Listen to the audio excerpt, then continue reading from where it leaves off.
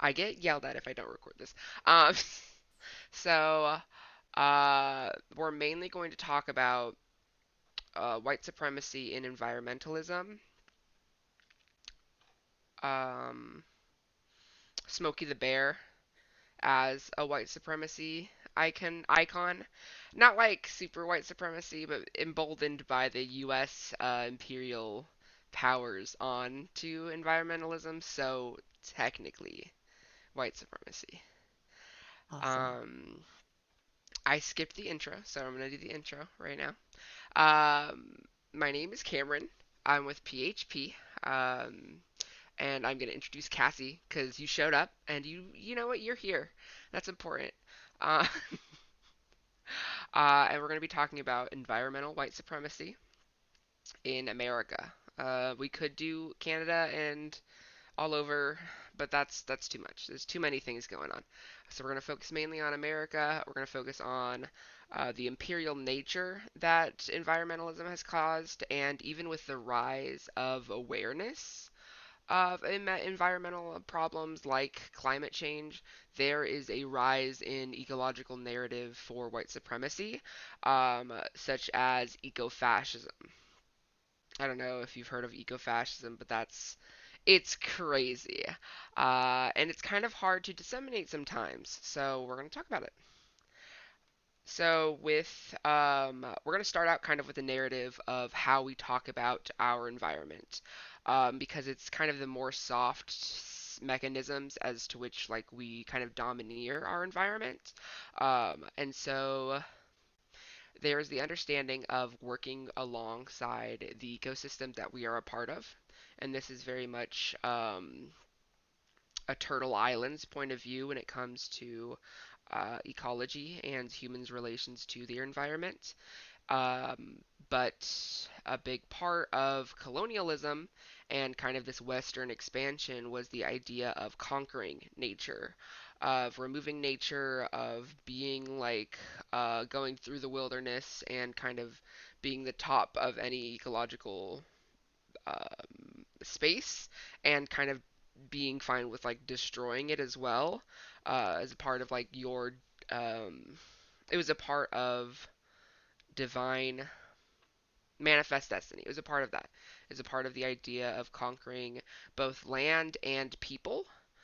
Because a lot of at this time, a lot of white individuals, well, white like colonizers, believed that the Native Americans, the Native people that were on the land, were as they would describe them as savages, and in that see them as animalistic.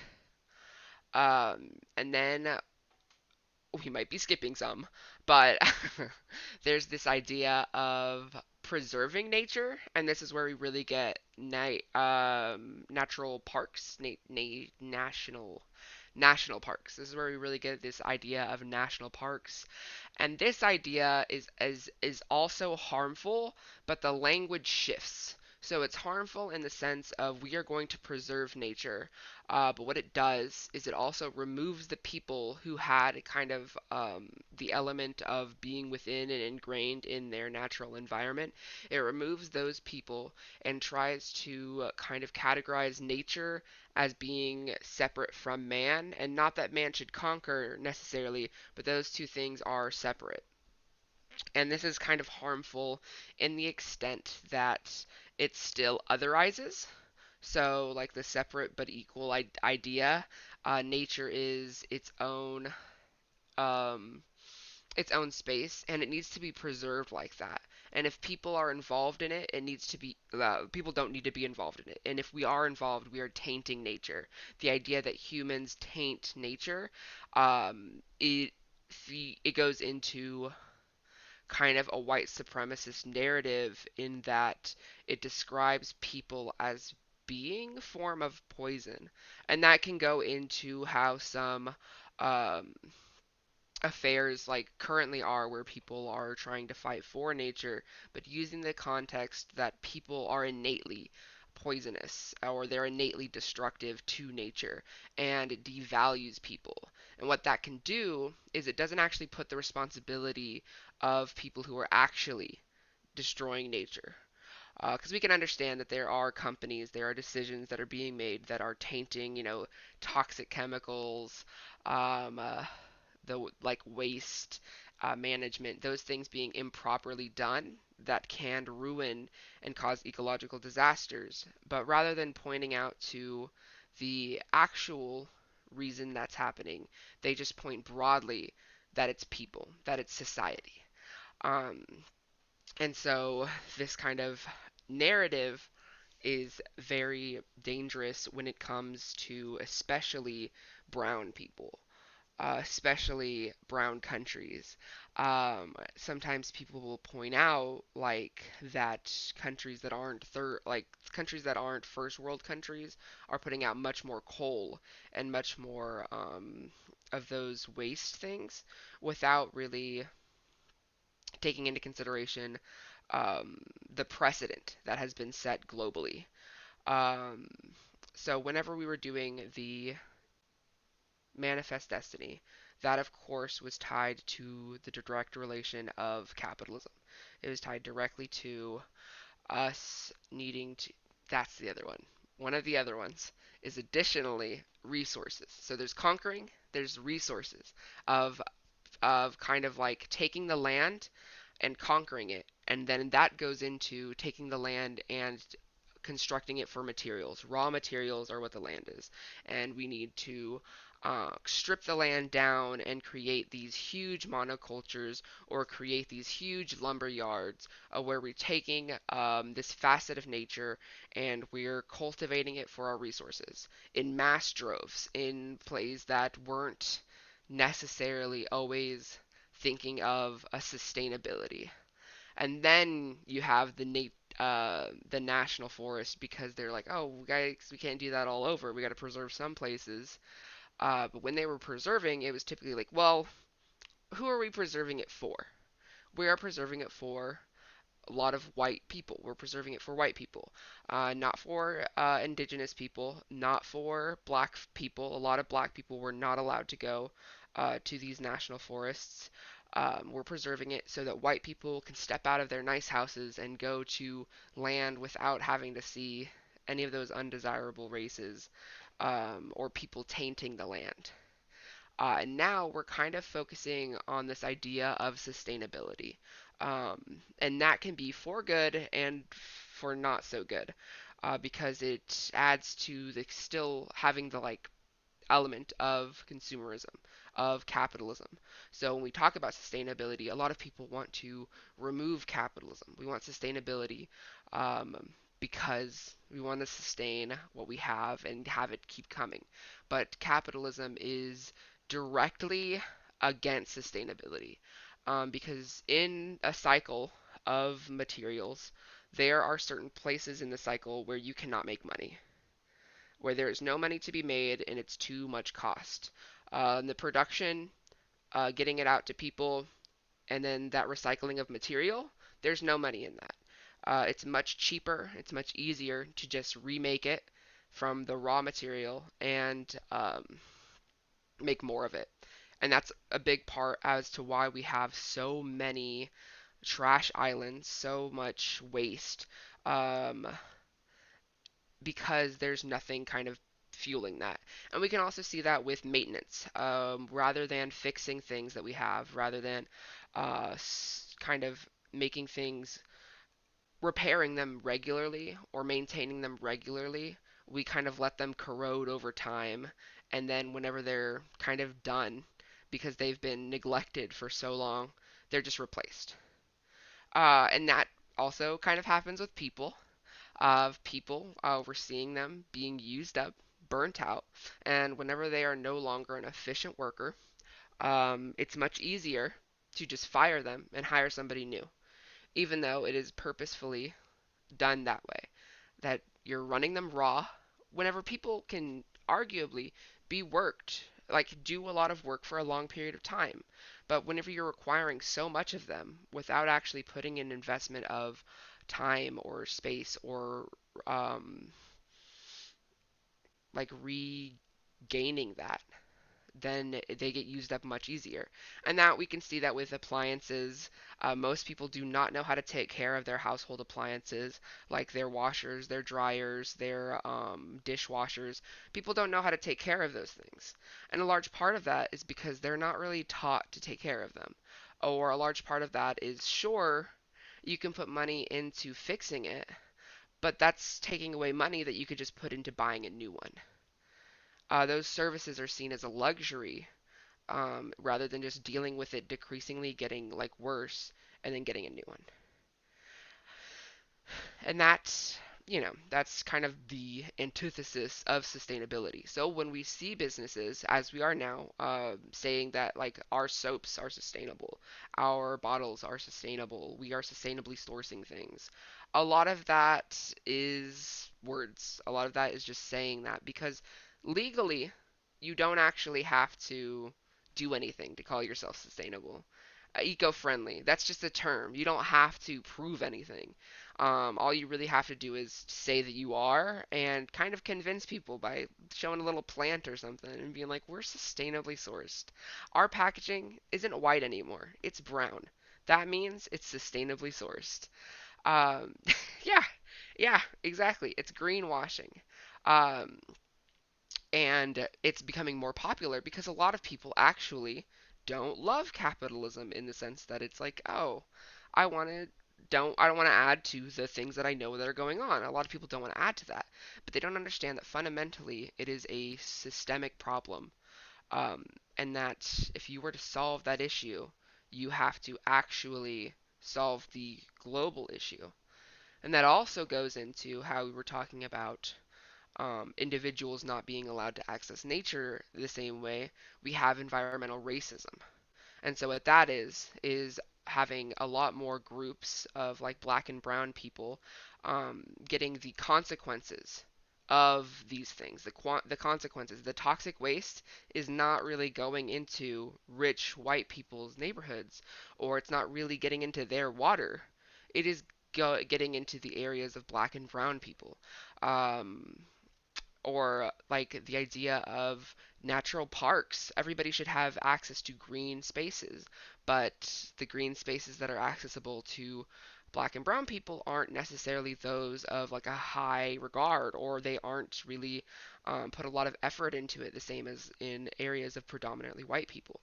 And that is what we call like environmental racism, is that they don't have access to the environment in the way that white people have access to it. And it also, it manifests in the harm. It manifests in additionally the blame of kind of a talking point of white supremacy is to say, well, the reason that we're having these issues is because there are too many people on the planet. There are too many people in America.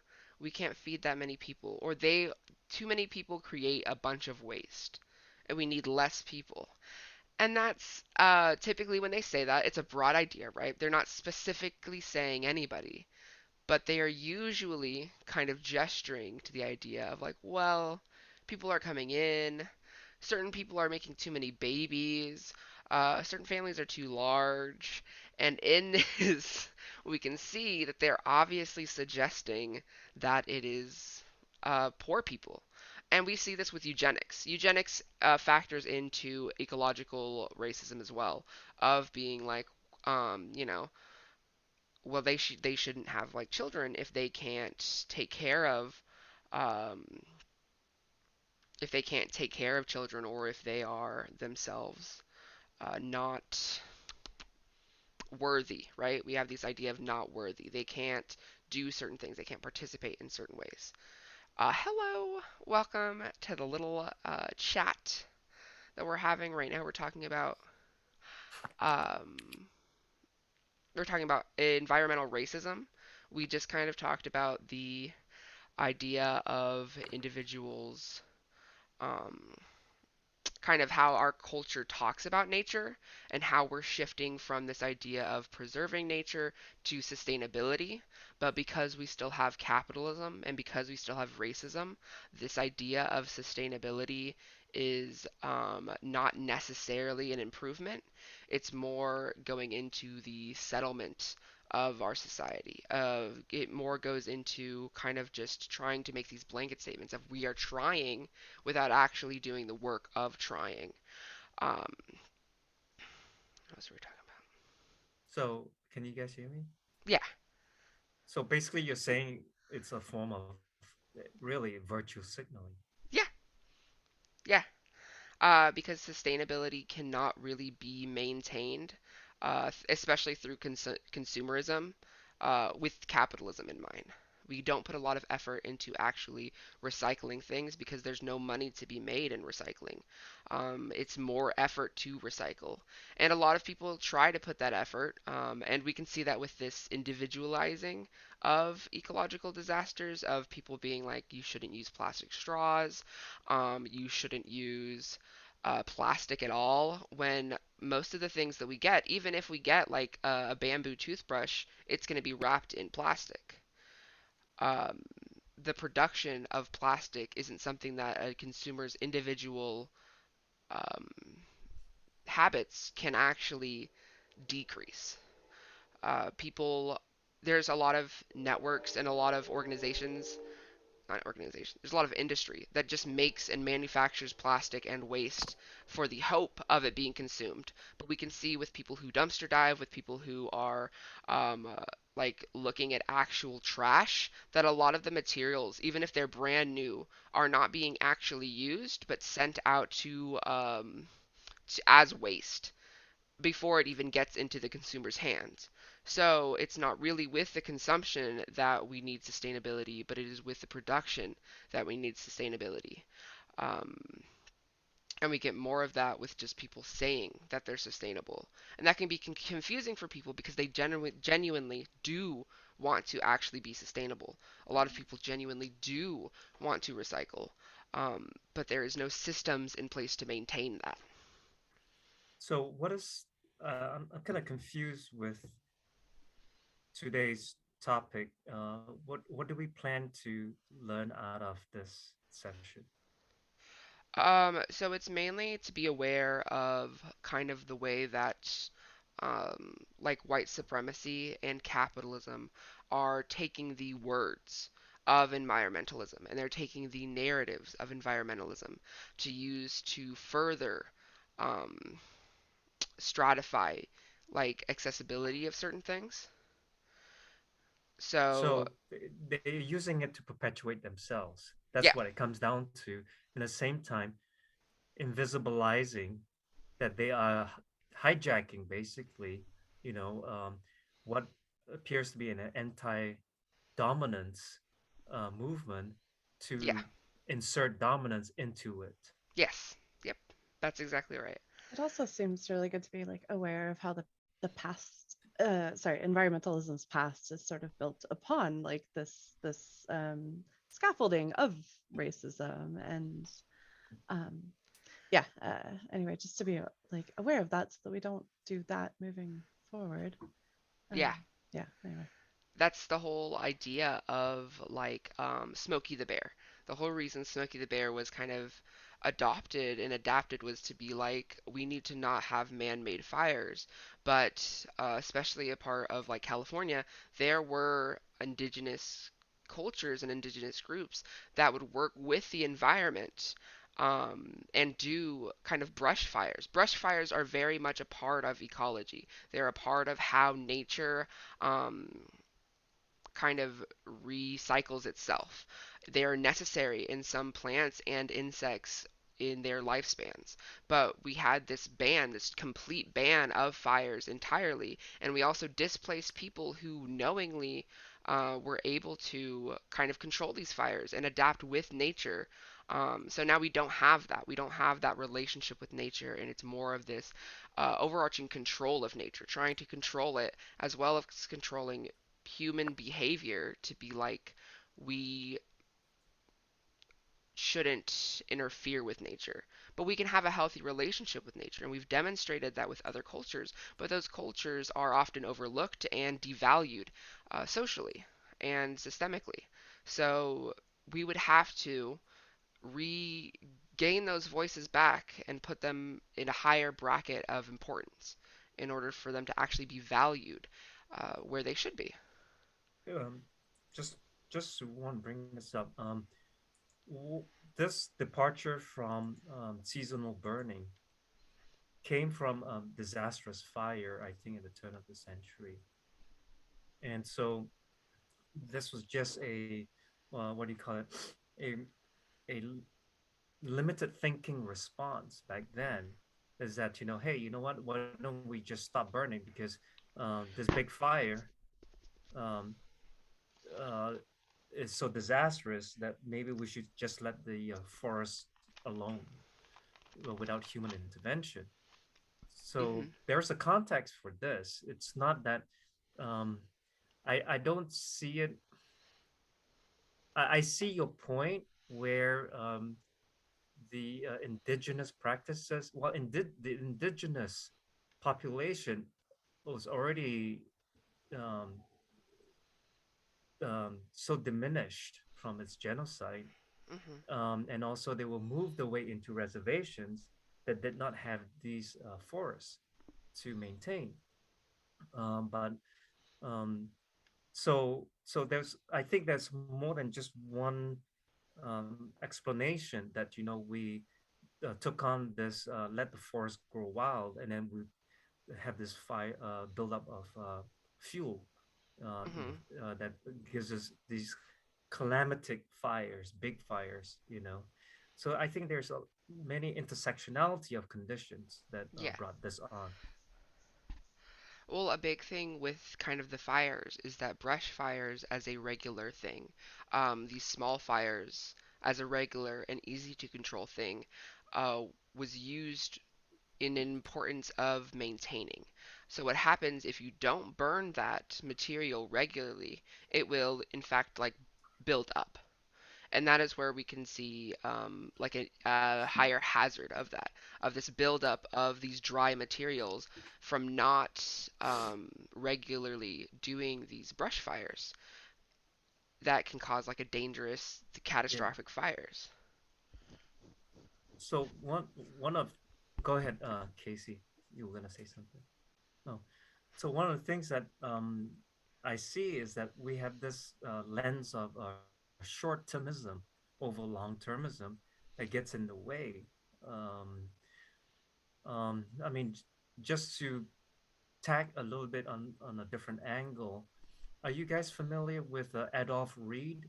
He's a professor of sociology in the University of Pennsylvania. Yeah. He's a black professor, and his work basically says that racism really is classism.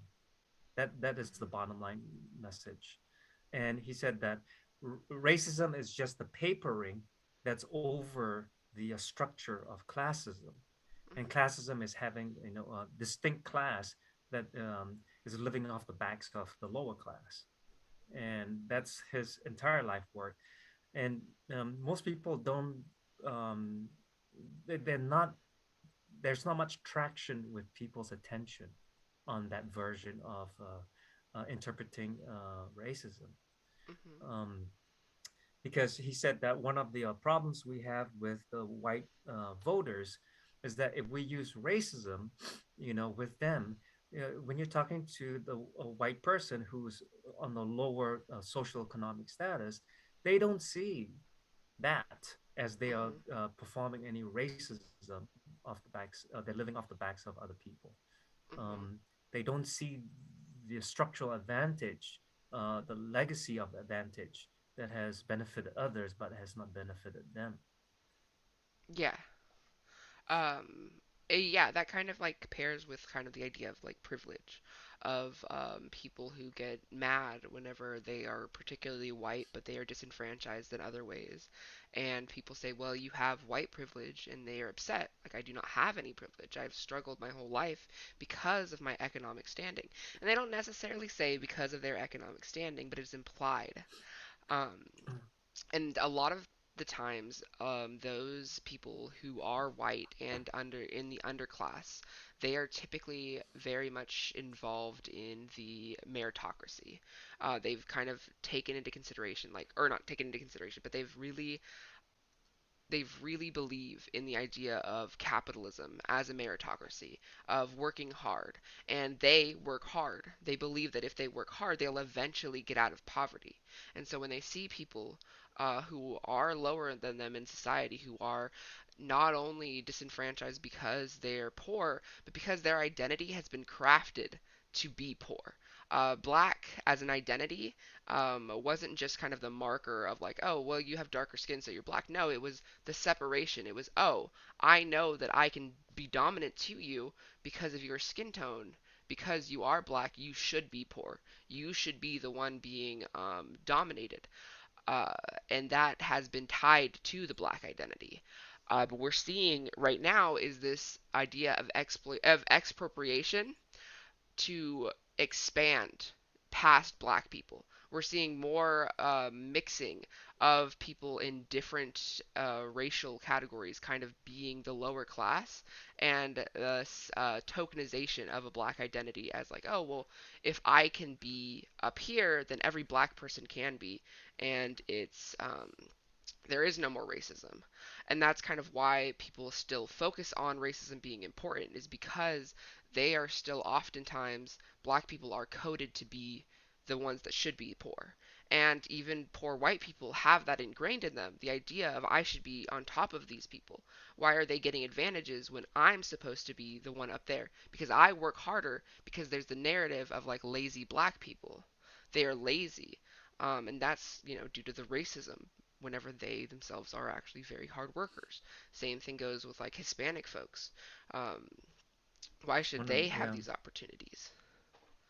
one of the chief came across part of my research. I came across why people vote against themselves is um, the poor white people were perceiving that the welfare system was overly generous Hmm. with the poor black people, and they saw the poor black people as sponges, social, in society. Hmm. So there was this resentment, on welfare programs, and then the GOP spun it as the Democrats opening up the wealth of the nation to the blacks for them to help themselves. Yeah.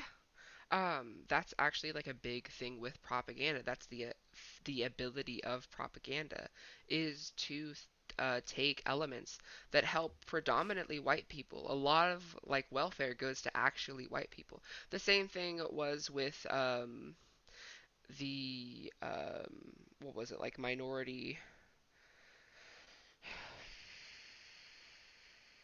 that was used to say like black people are getting jobs they don't deserve because of affirmative action, when in fact it was more so targeted towards white women getting affirmative action because they are a part of the gender minority.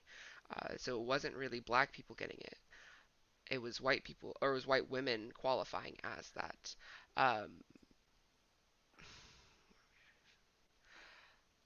The ability to kind of say these things as like welfare and these things as like, oh, well, these things are effect, it goes into the narrative of a meritocracy.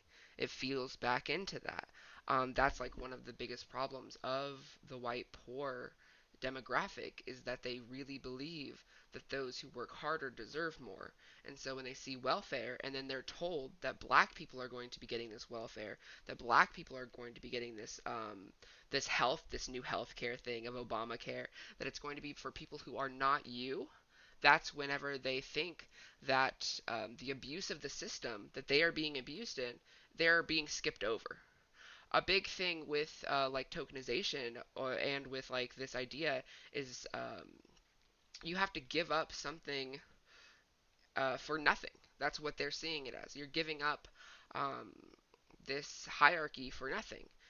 Letting go of a racist hierarchy means that people who are on the bottom and white do not get to be above somebody. They get and they get no support. They get no social support. intersectionality, whenever people kind of have dueling things, either they're a woman and they're poor, or they're black and gay, you typically we see more understanding of different systems of oppression, of how these things actually intersect well. But individuals who um, only have one marginalization typically do not think of other people as going through like multiple um, matrices of domination.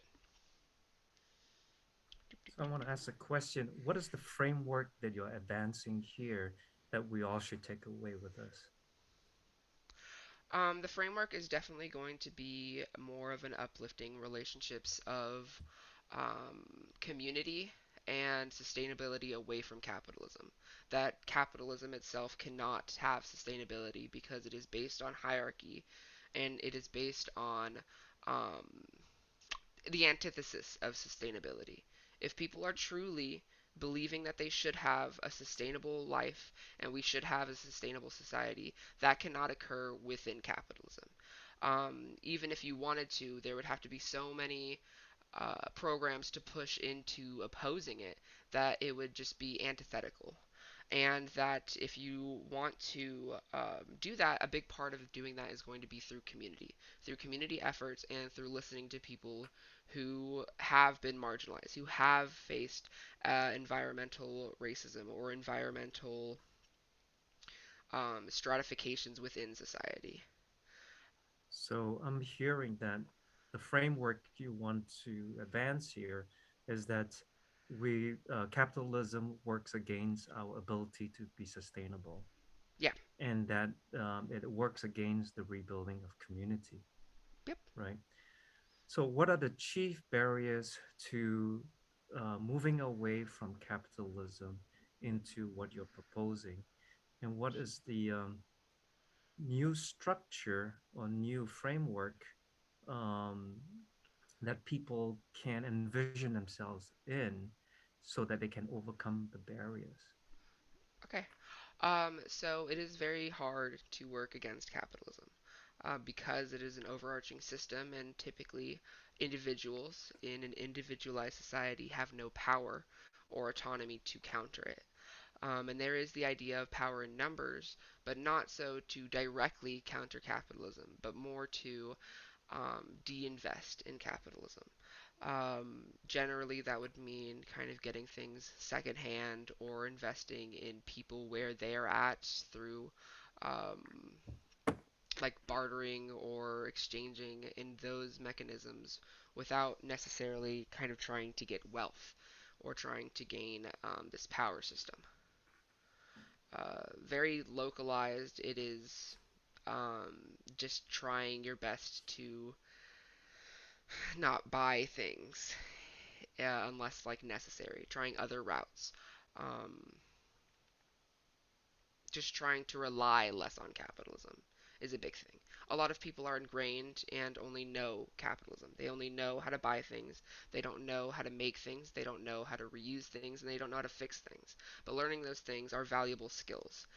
Capitalism has de-invested skills. People don't know skills. They don't know how to make their own clothes. They don't know how to make their own food, and they don't know how to fix their own things.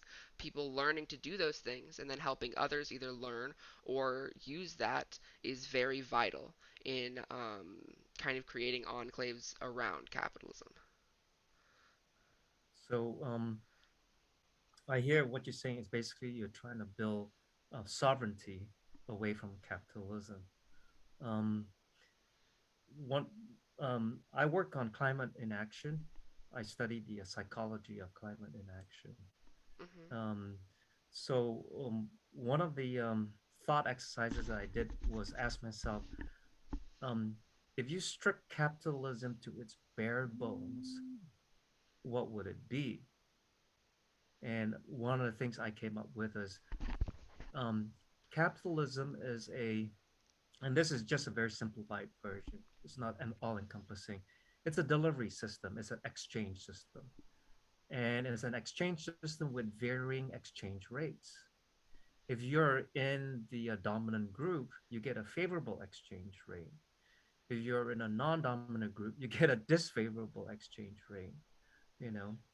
So so um, I look at it in those terms to help me navigate how do people um, how do you get them to this and um, make them not dependent on a system like that? Does that definition um, help give them a sense of awareness that this system only works because there's winners and losers, in that delivery system, because everything eventually nets out, and if you're winning, somebody's losing from this system. So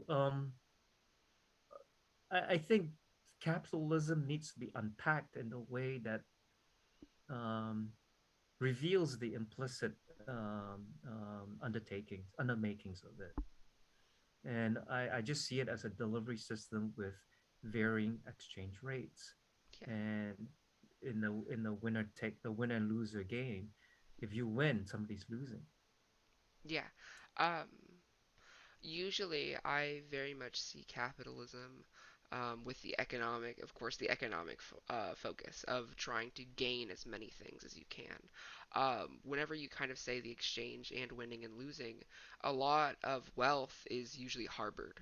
There usually is that kind of lack of exchange whenever it comes to being very wealthy or having many things, of like by giving less, in the and with that is there's the winners and the losers. I usually think capitalism more so in hierarchy, in the being dominant and being like lesser. And in that way, we can also see how it transgresses over other institutions, over other like ways in which we kind of categorize ourselves. Capitalism is very hard to counter, not only because it is so ingrained, but is because it is upheld by other systems of power.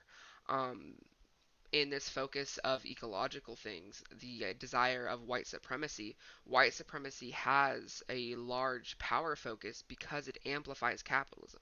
It is inherently tied to the dynamic of capitalism, of being hierarchical in the exchange, yes, but in the exchange of dominating, of giving nothing while taking everything from an individual or from a collective. um, and this exchanges can be forcible. These aren't chosen exchanges. These are simply things that will happen to people um, in an unfair distribution. Yeah, so the exchange rate can be extractive on one end. It could be, like slavery, where Hmm. you inherit the plantation and inherit all the slaves, Yeah. you know, and then the slave, you know, they're in the system as the one that's being extracted from. So they are on the other side of the fence. Yes. So the thing is this: how do humans get to the point, and this is where the work that I'm focused on. I focus on the consciousness aspect of it, and how do we, get to the point we are so split, where the slave and the slave owner um, sees a world so disparate from each other that is being made desperate through all these optics that they either inherited, they developed, um, they grabbed onto to make sense of the world, Hmm. and and and this is where my feel is a little bit different.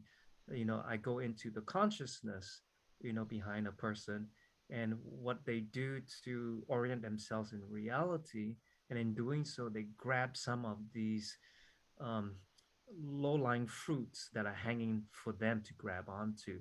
So one of them is inheritance. You inherit all these narratives, you inherit all these privileges, you see them as advantages, you don't see any reasons for giving them up.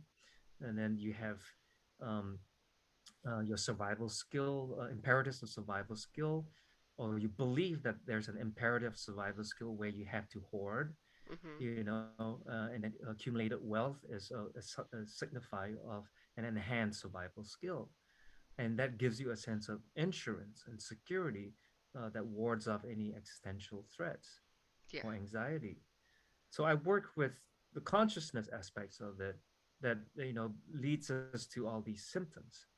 These are Hmm. downstream what I believe to consciousness and how we make decisions based on impaired consciousness or a consciousness that is unquestioned and unchallenged and is foreclosed from even being questioned.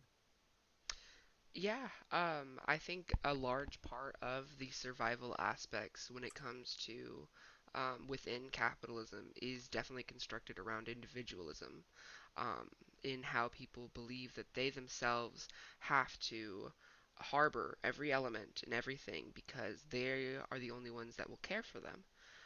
They are the only ones that will like be reliable for them. We divest in collectivism or mutualism because there is this common rhetoric, and there's this often we are taught, people aren't to be trusted. There is nobody who will look out for you just because you're another person. They have to be related to you. They have to be married to you. There has to be a bond that is inseparable, not just based on you being people, not just based on you being um, a certain thing necessarily, but on the fact that you are a different person, you are a competition to them, and they will take advantage of you. And that causes fear, and that causes the trauma reactions that we are getting in our system of being like, I have to hoard. I have to do this before anybody else can do this. I have to gain these resources because if I need them, nobody else is going to be there for me. Nobody else is going to care for me, and nobody else is going to, um, see me as an asset for myself only for the things that I have, only for my wealth. Because we can look in society, we can look at people who have nothing and the way that they are treated and the way that they are seen. I mean, this is hosted by the People's Housing Project. We work with houseless folks, people who have literally nothing to their names, and the way that they are treated is defunct. They are broken. They cannot manage in society in a functional way, and so they are treated as garbage. They are treated as pests, and they are seen as more of a nuisance than anything else. Because to help them, to get them beyond where they're at, we would have to give more than they can give us, and that's an unequal exchange that we're not willing to participate in because we know of the idea of exchange being constantly there, that there are people who are unwilling to give if they aren't getting the benefit because they're afraid of being that, of being the loser. Because we have that narrative of if you have a chance to be a winner, you should never be a loser. But it's okay if you're building bonds to be a loser, because if you're building bonds with those people, then you shouldn't see them as a winner and you're a loser because it's a cooperative game. We don't see the game that we play of capitalism as a cooperative game. We see it as a you win or a lose in every exchange, when it should be like, well, if you help somebody else out and they become this asset to you, um, then why are you seeing them as a competition? Why aren't you seeing them as you winning that relationship? And it's purely based on that individualism, that wealth creation. If I give too much to a person, they now have I've given them so much and they can give me nothing and I lose.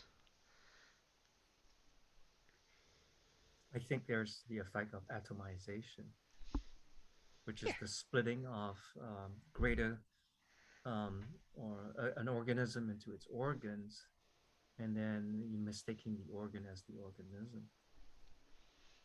So and, but I also see that the individualistic optics and imperatives um, comes from the perception many get that being highly autonomous, in other words, getting to do what you want, um, part of that sacrifice is to be, part of that requirement and sacrifice is to be highly individualistic and isolated.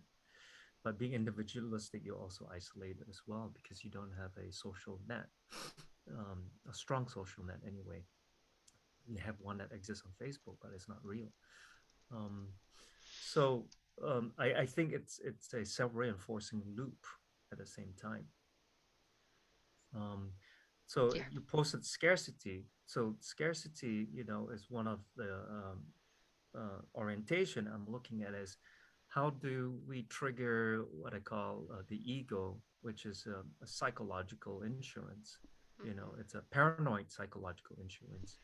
Um, in a way that we see ourselves as organs and we're fine with that, and we think that we can exist as organs without the organism, and that's what's Hmm. happening to the planet.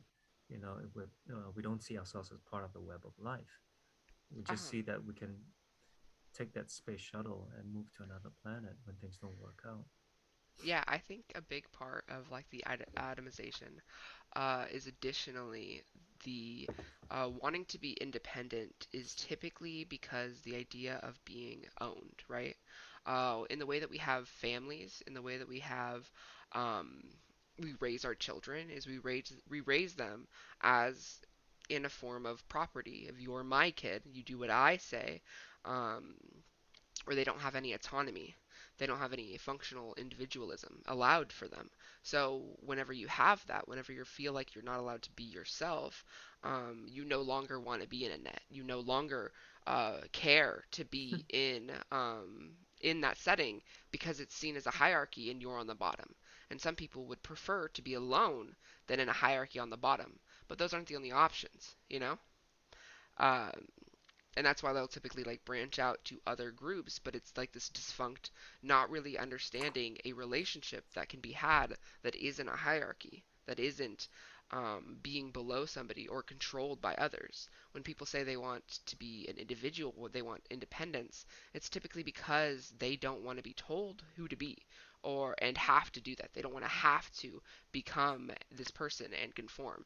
They want to be themselves, and if they can't be themselves with others, they would rather be themselves alone. Well, it's interesting. You said the word alone because one of the angles I'm working on is um, we're trying to extract the world and consume ourselves in this world because we're not comfortable with who we are, and we haven't found ourselves, and we're confused. Hmm. And because of our lost orientation, we consume more. We polarize more. you know and so we have all these compensating behaviors that are playing out, that is putting the planet through greater stress because we haven't had this cultivated culture to look within ourselves, Yeah, rather to outsource our happiness through material objectivity and through consumption. well, that's and then additional to and we're validity. not finding any end game to that. We consume and then we find out we have to consume more, then we find we have to consume more. Well, So it we're just perpetuates itself. yeah, and typically we're often told, right, that if you consume this, you will find happiness. People aren't just consuming with their own statement of like, oh, if I consume this, I'll probably be happy. It is often told to people that if you consume this, you will be happy. If you consume this, you will be this kind of person, you will feel this kind of way, and this is how you will be happy. You will have satisfaction. And again, it goes back to how kind of families are. When people begin to become themselves, that is usually during your teenager years. When you're a teenager, that is when you are searching for what kind of person you want to be. And the narrative socially with teenagers is that they are rebellious, that they don't care about others, that they aren't thoughtful and they're selfish. And those are negative. Um, we don't really let people explore those teenage years and let people be selfish. We don't let them create a self that they are comfortable in. So then we get adults who aren't comfortable in themselves. They aren't comfortable with who they are because they, instead of finding themselves, were told and beaten for that idea of trying to find an individual that they have Yeah. found only validity through what other people say, through what society has said. I mean, think of school, think of grades. It's not do you feel smart? It's not is this your best work? It is I will grade this and I will tell you if it is good enough. I will tell you if you are good enough. Your perception of yourself isn't valid. It isn't necessary and it isn't needed. And that adds to um, white supremacy. Even with individualism, there is standards that are unreachable. It adds to patriarchy because there are standards that are unreachable. Being manly in your own way isn't good enough. You have to be a man in the way that society has deemed appropriate, and you have to do anything to get to that. And that's a very hard thing to achieve because it's not realistic. And it's purposefully not realistic. Because if you set realistic goals, people wouldn't consume as much. So you give them unrealistic goals that they have to continue to feed themselves in that way of consumption, overconsumption, um, over like commodification in these ways that society tells you you will feel this way. But really, it's not because the society is just trying to make money off of you. It's trying to take advantage of you. Um, but people want to be a part of society because they want to be innately a part of a community, a part of everybody else. They want to be as everybody else. Um, and so they try to be that, but the system is rigged against that. You're not supposed to, because if you do, you'll stop consuming as much as we need you to. We're making consumers in America. We make people um, to be consumers. We don't make them to be workers or engineers. We're only making them to constantly need to buy things. And it's successful. People are. People are told they should buy things, and they do. And there's new mechanisms for whenever they figure out, oh, this is the way they're tricking me into buying things, they just make up a new way to trick people into buying things. It happens over and over again. I think it's I think the intersectionality is more complicated than that. Well, Um, definitely. um, I think um, I look at the development of the self and Hmm. how the development of the self um, produces self alienation. We are not allowed to connect with our authentic self. Hmm. Rather, we're downloading variations of an avatar that we finally construct enough that we think that we can sail on into life, you know.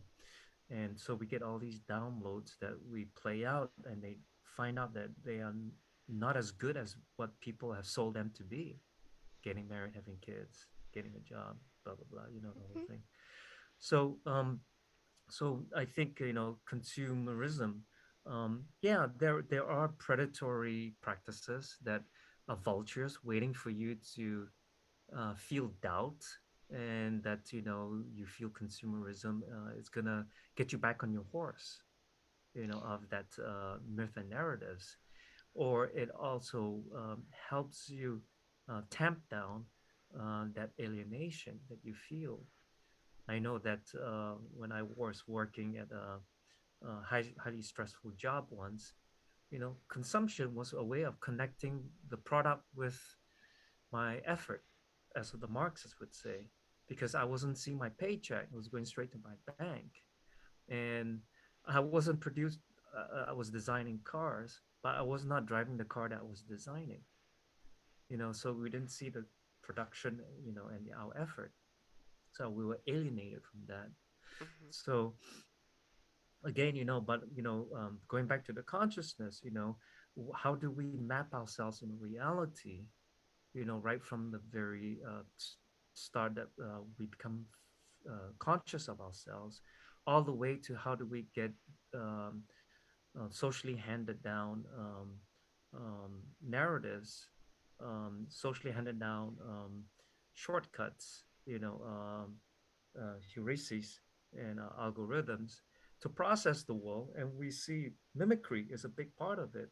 We see what other people are doing. We see an implied happiness behind it, and therefore we internalize, those recipes of life. So we are um, very influential at those stages. We don't have anyone telling us the alternative, saying that, hey, you see that person that's smiling? They're not really happy. They just want to smile to make sure that they're not falling behind, and they're not hanging just one leg on the horse. They're not Hmm. on their saddle, you know. And we don't have alternate ways of calling things for what they are. Rather, we have let the fear of being left behind take over control the narrative of Hmm. interpreting reality. Yeah. And the sad part is we don't have a, going back to community, we don't have a way of people who have experienced tragedy in their lives, experienced the broken paths of capitalism, experienced the broken downloads of internalization, to go in front of the young people and say, hey, um, uh, I have to share with you something that you will nobody's gonna show you. They won't show you because they are too afraid to show you, you know. And Yeah. these are the things that we don't have in terms of building community. We don't have truth tellers that come into communities and reconstruct communities according to a deeper reality. Well, there's also kind of the sense of social domination. There's the sense of people telling you that you'll be happy married, because there's a dominance of being married in a nuclear family, of being married in this cookie cutter way. And because the powerful are what kind of create narratives, they create the images that we see, they create the power in these like elements of society, we value those. Right? And that is why whenever we see other things, other narratives, like polyamory, like true polyamory, not Mormon polyamory, but people actually being open with their relationships. We see that, and there's an immediate negativity put on it. Because it goes against the status quo, it goes against hegemonic values. Um, it counters what people are told that would make them happy. And sometimes those people countering it are because they themselves have never tried it and do not see anybody as they should be happy with that because I never got the chance to be.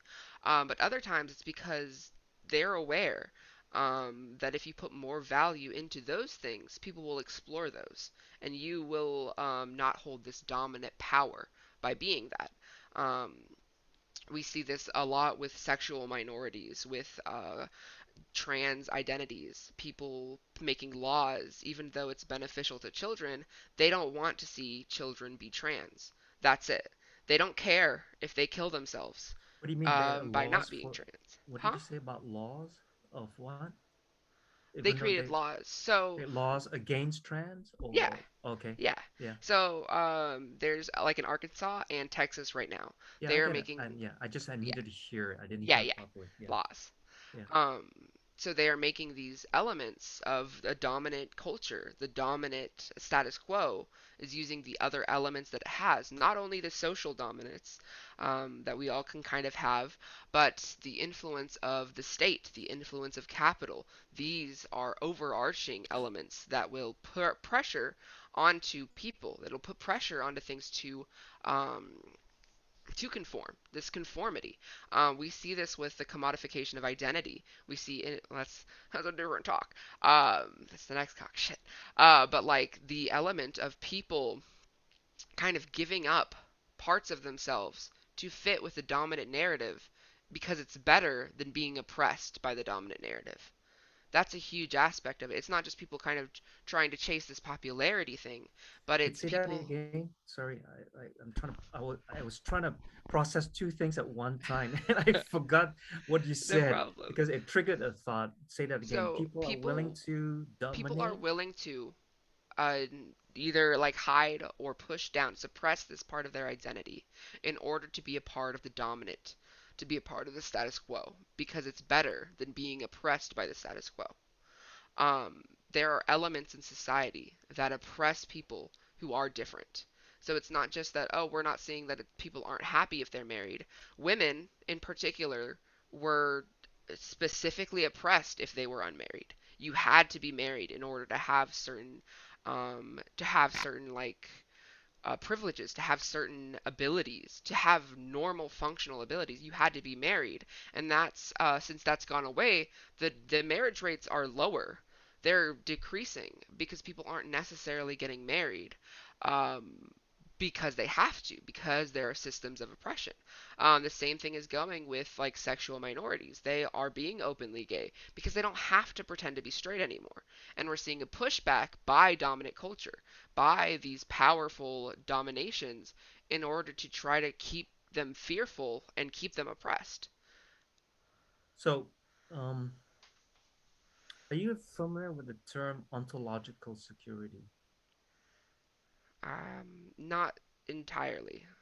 Okay, Separate, yes, but yeah. So the word, you understand the word ontology, yeah. ontological. Okay. So ontological security is a social concept, social study concept that says that we want to read the wall the same way as we had read it the day before. So it's a continuation of the Hmm. past to the present to the future. And what it does is that it helps keep a baseline stress of our neurological and cognitive stress very low. So ontological security is a firmness of oneself. You know yourself in this world, and you will know yourself in the future world. Hmm. And this is the inspiration behind ontological security, is the continuation of this firmness of self. So ontological security, in the studies that I've come across, they say that a world that is predictable is one of the markers of ontological wall, secured wall. Another one is autonomy. You can do the same things. You're free to do the same things as you did in the past. And then the other one is you're biographically complete. In other words, all the things that you do has a plot or a narrative attached to it that you are fully aware and you can continue using that, you know. So um the ontological person, you know, becomes repressive and regressive when we are threatened ontologically.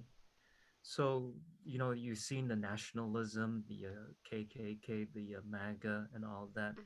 That is all because there is disruption to the ontological self. And the ontological self reaches towards myths, narratives, you know, and other dominant practices to try and recover that ontological security.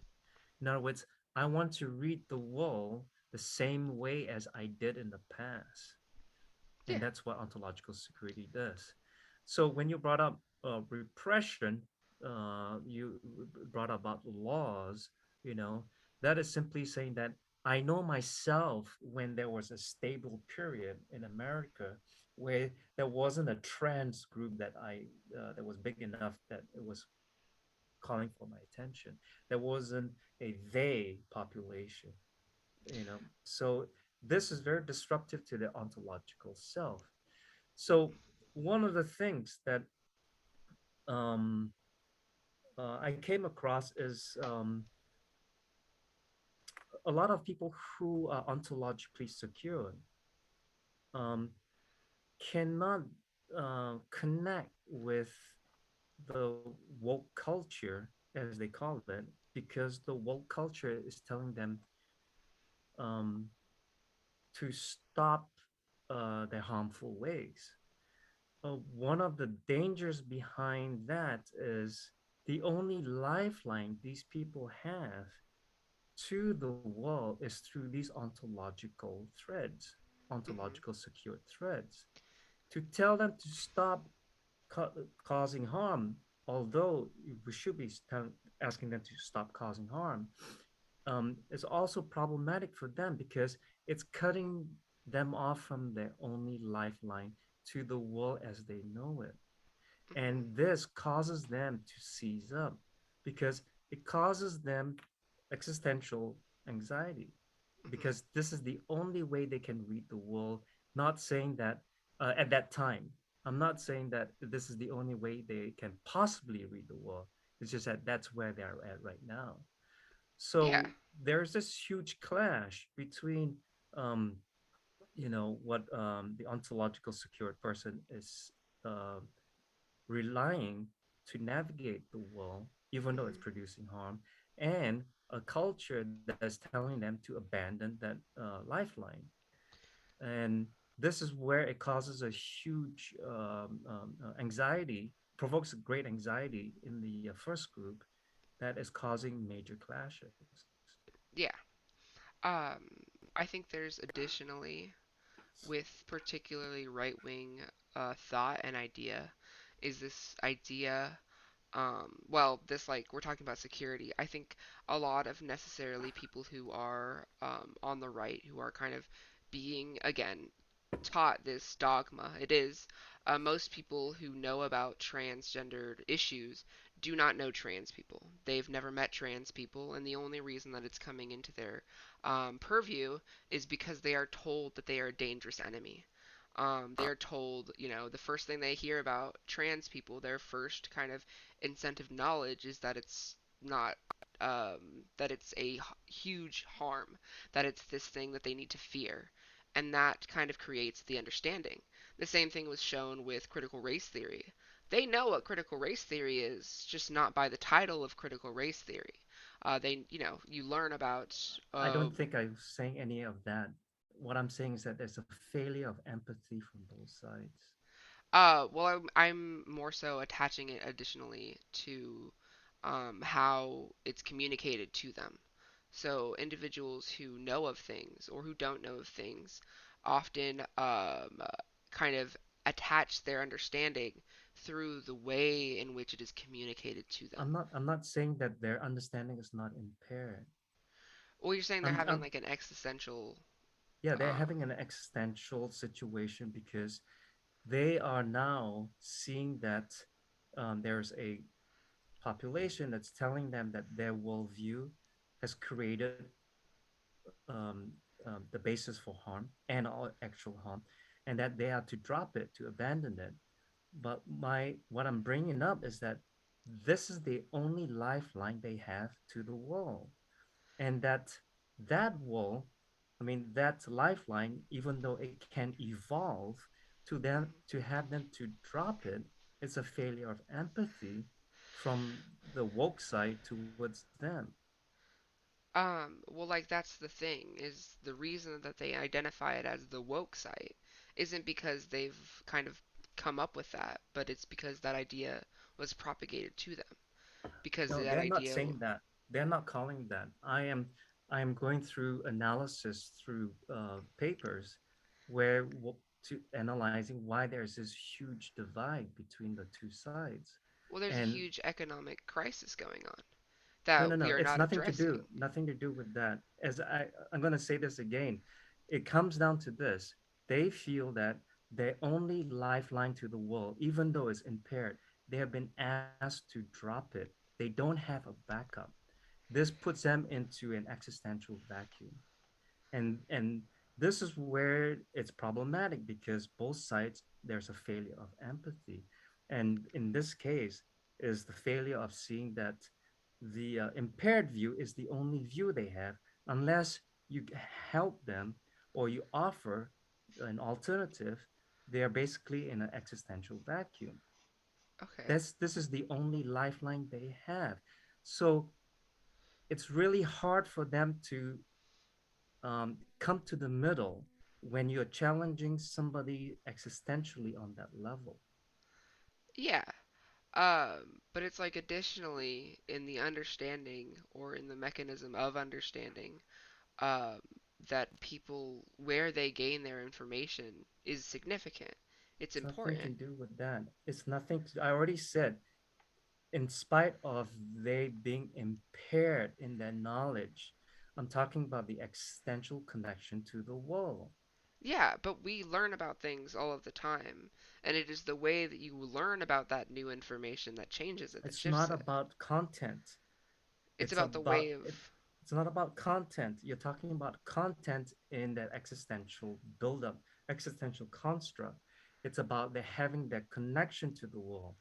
You're Mhm. taking away a connection to the world that's the only connection they have, even though it's impaired. But how is it taking away the connection to the world? because they can't see the world any differently But at it's this not time. like a different way of seeing it. It's like if I took all your constructs that you know of oppression, of repression, took it out of you and just said, hey, you know what? You're going to be fine with that, right? It's a big part of identity. It's a big part of your optics. It's a big part of purpose. It's a big part of orientation. It's a big part of languaging. Yeah, So for sure. all But these like, things are foundational constructs of a person's orientation to the world. I'm not saying that it's the only way. I'm just saying that when you have that and somebody says, I'm going to ask you to remove it, and you don't have anything left, this is where you're left in the existential vacuum. It triggers a major existential anxiety, and most people will balk at it. And I think this is the great divide between the two groups. I'm not for, saying the content is impaired. The well, if content we're is talking about, clearly impaired. I have a yeah, dad who is who's a climate denier, and I'm working on climate change. You know, yeah, for and sure. you can't talk. I can't talk to him about, hey, Dad, can you start watching Fox News because it's just not gonna give you the right No, information. yeah, You know. I understand that, but like a large part of that I think is significant is also understanding people's kind of material conditions that go beyond that. Um, like My dad, I don't know how material conditions would imply climate change. I don't mean like with climate change. I just mean with whenever it comes to certain rhetorics, when it comes to this polarization. If we were talking about polarization, especially when it comes to these high controversial issues, a lot of it is tied inherently to people's material conditions. For sure there's the facet of information, but people's material conditions are getting worse. And when your material conditions are getting worse, typically you want change, or you want like to blame some faction, and this is where we are getting a polarization. We're getting a polarization of people who are either like the system needs to change, it is the system in which we have created, and there are other people who are saying it is people. It is people who are trying to either change or destroy the system that is innately good. Um, I see where you're coming from. Um, with the work that I've gone through on polarization, it has to do with dissonance. Yeah.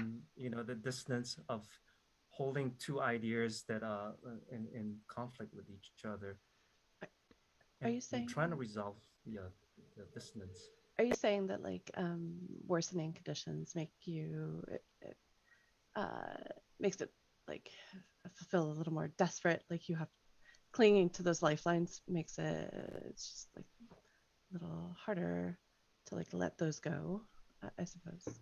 It's kind I, of I, um, Well, I I'm think saying, othering is scapegoating. yeah. I think what I'm hearing is scapegoating, all right? And scapegoating is a way of blaming others for conditions that you can't fully explain, or you're not willing to take the blame for your hand in it. Well, if you have no conditions that you can control, if you don't control the conditions, what do you do? Right now, we are in more desperate conditions. We just are. That is an empirical observation. You can look at the world we are in right now, especially when it comes to wealth, when it comes to livability, when it comes to accessibility. People who had generationally been able to afford middle class are being pushed into poverty. Who've had the same job, who've had the same position as their family, are being pushed into poverty. And when that happens, there can be a more of a radicalization that occurs with your knowledge, with what you believe. And typically with that, if you believe in in racism, you're going to become more amplified with that because your conditions are being worsened, and you believe that the conditions are worsened by individuals, by brown people, by black people, by leftists. That will happen. The same can kind of be said on leftist issues, but it is much more common that leftists will view in a systemic issue in the Okay. systems that we uphold. So how does it tie back to what I said about existential vacuum and taking away the only lifeline people have to the wall? Well, I was attaching it more to the polarization. Why are we having more polarization than we were having previously?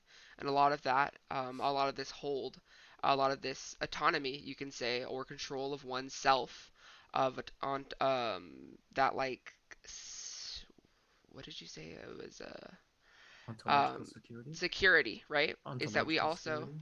yeah, is that we also don't have economic security. People are not secure in where they're at, in their relation to sustaining themselves. And what happens is you get more polarization because of this stratification occurring. People are not being able to afford things. Why? If they don't know why, they're going to regress into this understanding of like what do my values, the people in charge of my values, my network, what do they say? And that is where you get Fox News. That is a network that is your values. um Limbic hijack is the cocaine. is it is it cocaine? Yeah, limbic hijack is the cocaine. It draws you in because it hijacks your limbic brain, which I is your love Yeah, that. emotional brain, you Limbic know? hijack. Yeah, That is a it's the great cocaine. term. Oh my Yeah. yeah. Yeah, gosh. it's a Well, limbic hijack. That's Yeah. what all the messages are, is to excite you emotionally. And if you believe in the triune Mhm. model Yeah, of the triune brain, brain. Yeah. yeah, the Yeah. yeah. middle brain is, will always supersede the neocortex, which is the Right. rational brain. Right. um I mean, my grandma does not believe in climate change, but do you know what she does believe in? They are controlling the weather. I don't know who, I don't ask who, but they are controlling the weather. So I try to breach that. I'm like, okay, we won't say who or what is controlling the weather or why. But you understand there's a Yeah, difference. You understand that we are changing. You understand that the world is having vast, proportionate, like, disasters that's going on. And she can understand that. But she ropes it into this idea of weather control. And that's crazy to me, but it still attaches to the reality that the world is getting more disasters. And that's an important focus that I can like then kind of like be like, okay, you understand that. So what can we do with that information? The same thing can kind of be done whenever it's things that are very tight understandings that you're never going to change people's but opinions. it's hard. This is my experience. Unless a person um, can see a plot Hmm. and change, um, they would regress. Yeah. And if they do find a plot, usually is a concocted plot. They concoct the plot and manufacture the plot because it tames them, it grounds them, it gives them a sense of Hmm. Yeah. orientation. So they'll say, oh, Bill Gates is controlling climate change. Okay, I feel better. And now I understand. Yeah. Okay, this is what's happening. So And they see the world through those optics as a way of grounding themselves. But yeah. it also perpetuates a sense of I'm not going to work on climate change because this is an unfair thing to that Bill Gates is controlling the climate. Yeah. That's like the thing is that you have to also understand where people are getting those, where are people getting those ideas, because they are getting them. So, Sure, in so some like elements yeah. they are coming up with them, but in a lot of times they are obtaining them through a valued source, a reputable source. Um, So the content is not really the focus here. Okay, fine, you come up with Bill Gates is controlling the climate. The mhm, thing is that the meta need here is that the person has the ability to see there's a plot behind that. mhm, In this plot, they can and they can foretell the where it's going and how it affects them. So it's anticipating future threats. So they're not existentially in a vacuum. mhm. They have something and a compass at least to work with. But the thing is this: how do you move them from this conspiratorial mindset into the mindset of science? This is the challenge. I know Yeah, we can diagnose ad infinitum how these people go down rabbit holes. We're good at that. We have enough here. but moving them from that rabbit hole into the public sphere where there's science and commonly agreed binding Well, realities. there isn't content that. That's not it's not about content. I'm saying that it's not about content. It doesn't matter. It matters where people are getting it from. It matters the source.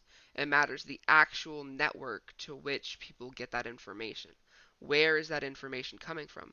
Not that the information is this or that, not the context of the information, but where is that information actually coming from? That is a huge Look at the factor. Huh? I get it. I get it. And then Well, that's like one of that the biggest factors. it sounds It's, sends people down a slippery slope, which has self radicalization waiting for them at the bottom. I get that, but the thing is this: is that uh, the need to be safe for Cassie, for you. I'm sorry, I don't know your first name, and me. Cameron. You know, is Yeah. is a universal thing. We Yeah. just got different ways, different prescriptions to go about it. So let's say I could be a climate denier, and this makes me feel, safe because I can then deny that the world is going to change. But a person such as Cassie could be, much more forward thinking, believes in science and science. And she said, you know what, we need to go into adaptation and also we need to stop, polluting. Yeah. So for her, that is a sense of safety in understanding there's a world that she needs to align herself to and that she cannot control fully, but she can at least participate in making sure we don't go into full collapse, or the worst signs of it. Yeah. So there is this meta need here, and the meta need I'm bringing up, is that we need orientation with plots. We need to understand what is in store for us. And this Yeah. is one of the existential needs that we have. So we just have different prescriptions going about it. Now, you said that the different channels send people into looking at certain brands and they get attached to that brand. I totally get that. Part of limbic hijack is to make sure that you get stuck with the cocaine. You know, Okay. um, so, but the thing is that there is a level of awareness when you can say, "Hey, we're going about it in this very fixed, prescriptive way. We are much more than the prescription. We don't confuse the pharmacist for the doctor. The pharmacist is the only one that gives prescription, but he cannot diagnose something deeper or offer a different prescription because the doctor is the one that writes different prescription. So Hmm. what I'm just saying is this ability to the plasticity of self in how we satisfy our needs. We can move away from harmful prescriptions into less harmful versions. And this plasticity is what we need to recover.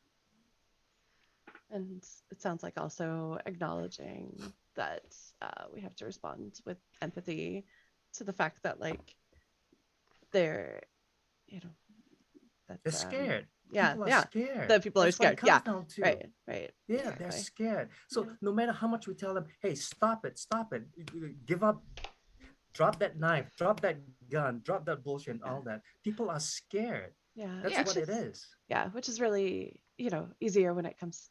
I mean, easier when it comes to climate change. It's harder when it comes to things like hate, um, for me at least.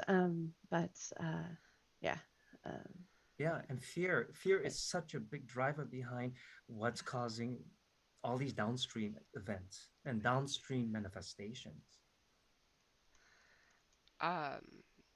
You guys ready to go back to the topic with a little segue Yeah. of emotionally, emotional like language and emotional rhetoric and those kind of things are valuable. I've always, like there in some context, like in sometimes when there is scientific knowledge and data is not convincing. We know that. We know data is not convincing. We know that facts aren't convincing, and there's much more power in emotional arguments, in emotional connections. That's what it is, and that ties. You guessed it, white supremacy. One of the tenets is objectivity. Objectively, saying things are objectively this. Is a part of that. It's a part of like this idea of an overwhelming power, this sense of like, well, you need to have logic and not emotions. Um, when in fact we need to be in combining those things. We need to be listening to people not only who have facts but also who have emotional awareness or emotional knowledge of like why these things are. When people say like this is going to happen, that doesn't give that comfort, and we can see that. But if it's like we much more like gentle, much more availability of being like, hey, it's okay to not know what's going on. It's okay to have those things, to have those thoughts and have those ideas. Um, and in a lot of times, sometimes the purview of science is used to discount morality. It is. It's kind of used to be like, well, um, like objectively this is true, or through the authority of this thing that is an official science this is true. And that happens with environmental racism, where people will be like, hey, I think this water is toxic, I think it has something in it, I can feel it in my body. But either the scientists will say, well, it's not enough to actually do anything, or they're like, there's ways of using that to create harm. And I think it's valuable to understand that science can be used to create harm. Um, when in the learning of like homosexuality, the phrase homosexuality was used in the sense of saying it's a disorder and pathologizing a human characteristic. Biology is You much mean the more, label? yeah, like the label. How's the label So like the weaponized? Freudian understanding of homosexuality um, came to an understanding of being like if somebody is a homosexual, they are underdeveloped, um, meaning Oh, you that they mean haven't. it Huh? was perpetuated by Freud? It Well, it was wasn't. perpetuated by other psychologists as well. Yeah, but the word homosexuality it itself is without the the commentary from the other people. It's not alone. It alone as a weapon. It's just the connotations given by different experts in the past. Yeah, but that's what I mean, is during that time, that the precedent of people not trusting science isn't one that's new. It's one that's been around, and there is warrant to some of that. It is a thing that shouldn't be ultimately dismissed. Um, Whenever there was science of like trying to understand gynecology, the study of gynecology came from studying on black women. Um, and the idea of in science that black skin is thicker, that black people don't feel pain the same, is still understood by a lot of scientific medical practitioners. That's what they believe to be true, is that black people have a higher pain tolerance and that their skin is thicker. And there's no actual backing of that. There's no actual evidence of that, but it is a scientific understanding. Um, Science can have bias. Science can have be um, influenced by people's bias. And a lot of people think that it's like, no, that's just social sciences, and that social science isn't an actual science because, it's this a subjective thing. But objective sciences can also have influences like that. I laugh because I thought myself that's not science. That's opinion. Yeah, but opinion can be involved in science. When people write up scientific issues, when they search things in Yeah, science, yeah. they're searching. If it's peered by the same faulty optics, then it becomes science. But it's Yeah. opinion. Well, it's no, just like I'm it's telling you, just like Yeah. reinforced opinion. people will push their opinion within science. It's Yeah, very, I get it. very I easy. get it. Yeah, Yeah. I think anybody that's I ever get it. published I it's will get it. agree with so you. Science easy. has its Yeah. prejudice. Science Yeah, has its biases and prejudice. I read scientific papers all the time, and sometimes I go, "Man, this is an opinion," or yeah, this is a the person's natural biases that is being pushed as science." yeah. People push their bias in science, and science, we usually think of it as an objective understanding. And through that objective understanding, a lot of times that can push harmful No, um, like race theory. rhetoric. Race theory? Like, what do you mean? Race theory.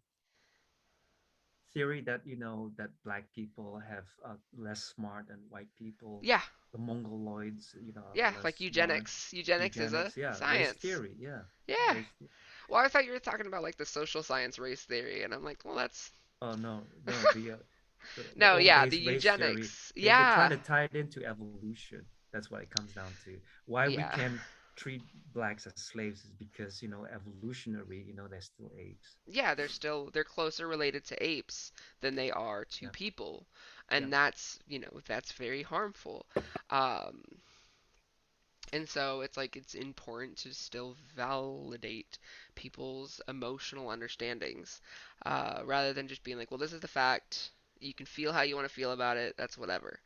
A big part of that is like understanding, like, okay, like why do you feel that way? Why do you think that way? Why is that your immediate goal? I love my racist grandmother, but a lot of her like understanding is through trauma. A lot of it is through this thing of where people told her, and she just doesn't question it because questioning it would mean that it is wrong. It's a very big thing with people who are like who think that beating your kids are okay. A big part of that is because they themselves were beat. And they have to be okay with that. They have to be okay with that happening to them. And if they Internalized accept, oppression. huh? Internalized oppression. Yep, they have to believe that beating your children is okay because they were beat, and if that's not okay, that means what happened to them isn't okay, and a lot of people cannot deal with that. They have no mechanisms of dealing with that. We are also in a society that has very poor coping skills, and reliance on, we can tie back into consumption, consumerism, of feeling better through these ways. And in a way, we're kind of like gesturing more so towards services, as a society than objects, but it's still relatively there. That if you want to be a better person, you have to be able to afford it. If you want to feel better, you have to be able to afford it. And that's can cause a real harm. It's interesting. Um, One of the papers I came across said that we are thinking people that no, we are feeling people that think. We're not thinking people that feel. So, if we can accept that, we can actually we can cross the divide a lot easier. But Yeah, a lot of times we believe we are thinking people that feel, and therefore we think facts would change the day. When yeah, really it doesn't. It's meaning. It's meaning. It always comes down to meaning, yeah, and then we can translate things into meaning that can bridge the divide. Rather, we think that, oh, we just throw more facts and that's going to build the bridge itself. It doesn't work that way. yeah. Never did. That's like a big thing for my understanding of people, and why I could never really be in the eco-fascist understanding of like I hate people. I can never have that, is because I know that people are animals. They're animals. We are collectively animals. Even if we are, a lot of people position themselves as separate from animals, that animals are a whole different thing below us and we are above them. The same needs that we have in our diet, in our environment, in our socializing, are the same needs that a pack of fish would need. Fish that like group together, if they are alone, what happens? They become unhealthy. Same, guinea pigs, any social animal. If certain things aren't met, if needs aren't met, you get these things happening. And that's like a big part of how I understand things, of how I advocate. Of we have like this thing with houseless folks where they're trying to push as many houseless folks as they can into these small groupings, and it's like that's going to be dangerous. Not because houseless folks are dangerous, but because if you force any person, any people, any group of people into too small of a environment, they don't have enough room to themselves. They don't have enough space, and they will act out aggressively. That is true with every animal that is social. Um, but instead, people are able to kind of say like, no, it's because they're aggressive. They do it with prisoners. Prisoners are packed in like sardines, but they have fights and they argue and they do violence because they're prisoners, and it's essentializes that as an identity. But it's not true because people are animals. Well, it goes down to the tenant. They believe that they should not have the same privileges as a free person. Yeah, So to put them into a card box is to strip them of their dignity. yeah. We moralize people a lot more than animals as well. We think that people are morally much more like indicatively responsible. And it's like, yes, sure, people should be held accountable. People should be able to kind of understand a morality. But in a lot of senses, in a lot of places, that's not giving them the benefit of the doubt. You are categorizing them as these things, as like evil and wicked, when that's not really accurate. That's not true. And like sometimes people do it with like animals, where they'll be like, my dog hates this person, or my dog's like evil or something, or they purposefully did something. But you can understand, like, no, your dog did not go to the bathroom in the house because they hate you. They did it because you didn't let them out. They had nowhere else to go. What do you think was going to happen? Like, you can't add this morality to decisions like that. Um, Or you're trying to make a plot out of it so that you don't feel existentially, yeah. left out. You Yeah. say, "Oh, I know the plot. He's bad." Okay, that solves it. That solves it. They're a bad person. Yep. And it's like, I okay, can but the sleep. I conditions are can bad. sleep now. But they're They're bad. bad. I can sleep. Yeah. All right, does anybody want to add anything? We're about time. I think this was a good conversation. I thank both of you for coming. Um, Happy Native American Heritage Month, all of November. Gosh. No, just yeah, thanks for doing this. Yeah. It's been really great. Yeah, definitely made me think about our talk earlier about like green space, sort of privatized public green space, how that is sort of hoarded, and food forests and things like that. So yeah, that's yeah. So Our next talk is going to be technically on the 9th. With Brian's going to be here, and he's going to talk about the Russian Revolution. If either of you want to come to that, and then after that, it's Was going it to the be on the Russian 20. Revolution of 1917? Yeah, of Yeah. night. I don't know, maybe. It's his thing. Um, but the The next one Bolshevik after the Revolution? The Russian, Bolshevik? yeah, the Bolshevik one. cool. We have that up, and then the 23rd is going to be, I want to say, the commodification one. So if you'd like to come to that, that's going to be on the 23rd. We're going to have those up pretty soon. I think the Russian Revolution one's already up, so What's that'd the be great. commodification? What's So, commodification? commodification of culture. We're going to Oh, go into how people are kind of proposed to be like give up the things that make you culturally like related to yourself or culturally significant and exchange that for whiteness or exchange that for an American identity. Mm. But what does an American identity mean other than kind of consumption, other than the like nationalism, this not capitalistic speaking identity? your home country language Yep. so that you don't stand out and not get bullied. Yep, we're going to talk about all of that. Oh, and then the commodification part, which is the you stripping yourself of that identity and then buying it. So how people, And, I'll be buy those interested if you elements. guys Mm. can somehow work in aspirations of being white Yeah. and how it gets exported into a lot of non-white countries. And if you go to Mexico, especially, a lot of anchor women and men are Caucasian looking. They Mhm. don't represent the indigenous mixing of Mhm. Mexico. So there's all these aspirations of white that causes people to kind of look down on their own nativeness. Yeah. No, the same thing happens with other like Asian countries of like Hmm. having the Plastic surgery, devaluing. Yeah. a lot of Yeah. plastic surgery with their noses. Yeah. So come on the 23rd and we're going to be talking about that. Thank everybody for showing up. It was a great talk. Goodbye. Thanks. Bye. I